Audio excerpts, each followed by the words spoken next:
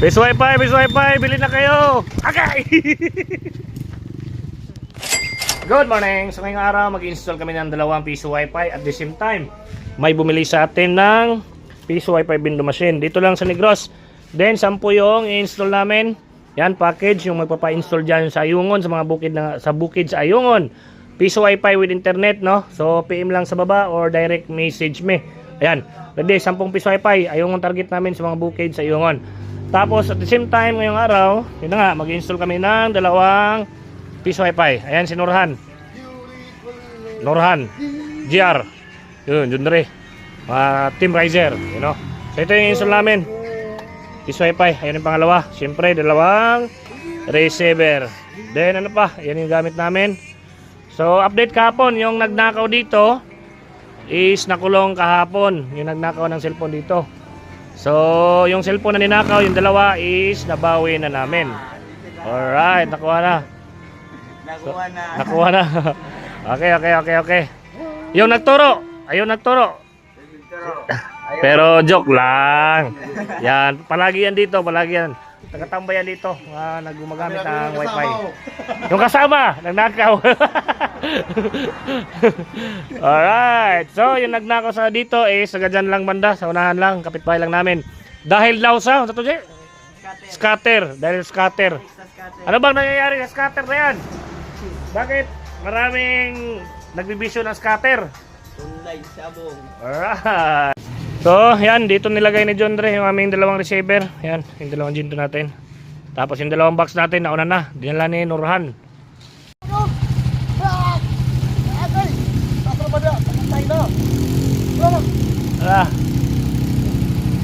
Kaya na.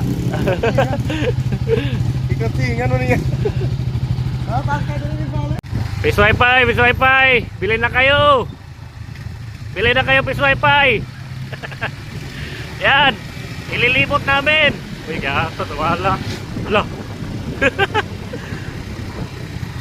Piso Wi-Fi, bili na kayo.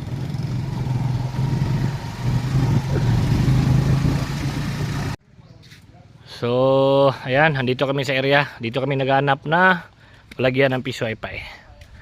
So, plano namin doon banda sa mga bahay doon, pero di madaanan ng motor. Yan o. Doon banda. May mga bahay doon. Problema, di madaanan ng motor. So, maghanap kami ng paraan para makapunta doon. Kasi pag motor talaga yung gagamitin namin, pupunta pa kami sa pinaka main highway, doon pa kami dadaan. So, medyo malayo. Malapit lang sana dito. Problema, hindi madaanan ng motor. Kasi, ito, basakan.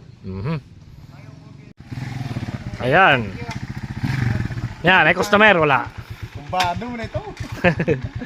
Okay, nakahanap na kami ng area na paglalagyan ng ating Piso Wi-Fi window machine. Yan, nalagay na. So dito siya uhulugan. Dito banda, yan na. Tapos magandahan is kami pa lang yung makakapaglagay ng Piso Wi-Fi dito. Basketball court dyan. Then dito sila maghuhulog. So inaayos na mga kasama natin yung ating gamit. Yan, extension wire. Tapos yung iba dito. Nahanap nila kung saan maglalagay ng receiver para ma-receive yung internet galing sa aming tower. Andito sila sa likuran. Dito. Okay. Yan. Yung tower namin is sa Tudapita. Tara ang tower. Yun yung tower. Yun yung tower, yan sa gitna. Kitang-kita. So dito ilalagay yung receiver. And pagkatapos play na natin. Plug na natin yung ating Piso Wi-Fi para gumana na.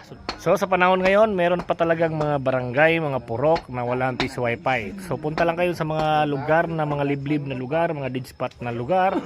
Diyan yung mahanap yung mga purok o sitio o barangay na wala pang mga Piso Wi-Fi window machine. So mga interested naman dyan, bumili ng Piso Wi-Fi, available sa amin. Pwede niyo ako i-message directly sa aking Facebook page, Yamas TV Official. Yung link andyan sa baba.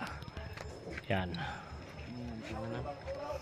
So dahil na-install namin yung Piso Wi-Fi, kukuha kami ng kawayan para sa IP.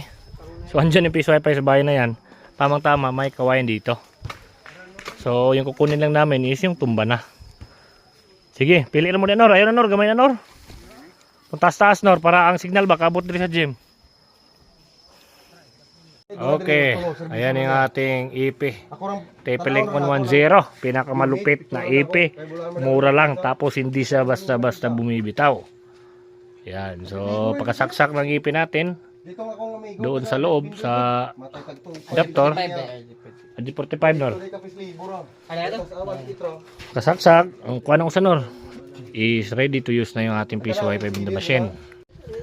Right, so pagkatapos namin ma-install ito, kakain muna kami, then maghanap kami ng pangalawang area na ma-installan namin ng piso wifi. Dalawa yung dala namin ng piso wifi ngayong araw. So sa mga gusto mong order ng piso wifi, available yan sa amin. Di ba, Jay? Oscar! Napulaan nagpasudad o pabukid. Pakanan lapod.